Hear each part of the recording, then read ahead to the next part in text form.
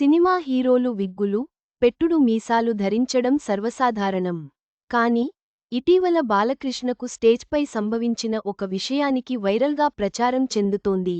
ఆయన పెట్టుడు మీసం ఊడిపోవడంతో, సినిమా హీరోలు చాలామంది విగ్గు పెట్టుకోవడం తెలిసిందే. పాత్రలకు తగినట్టు తమ అభిమానులను ఆకట్టుకునేందుకు చాలామంది విగ్గులు పెట్టుకొని నటిస్తుంటారు. అయితే రజనీకాంత్ లాంటి కొంతమంది హీరోలు ఇలాంటి విగ్గులు కేవలం సినిమాల వరకే పరిమితం చేస్తుంటారు. నిజ జీవితంలో వయసు తగ్గట్లుగా ప్రవర్తిస్తూ సాధారణ వ్యక్తులాగానే జీవితాన్ని కొనసాగిస్తారు. మరికొంతమంది అయితే సినిమాల్లోనే కాదు, బయట కూడా విగ్లోనే తిరుగుతారు. వయసు మీద పడినా అభిమానుల ముందు కుర్రాడిలా కనిపించేందుకు ఫేక్ మీసాలు, విగ్గులు ధరిస్తుంటారు. అవి లేకుండా బయట కాలు కూడా పెట్టరు.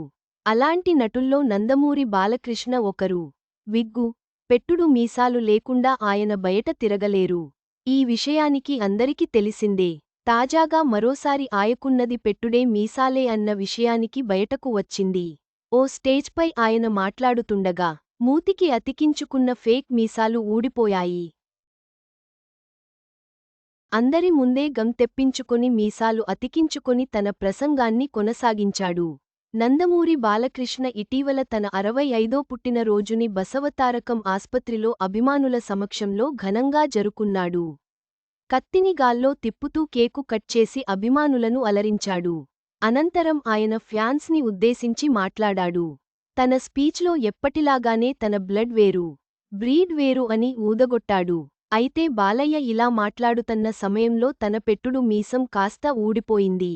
దీంతో కాస్త షాకైన బాలయ్య వెంటనే తేరుకొని గమ్ ఇవ్వండంటూ సిబ్బందిపై గరం గరం అయ్యాడు.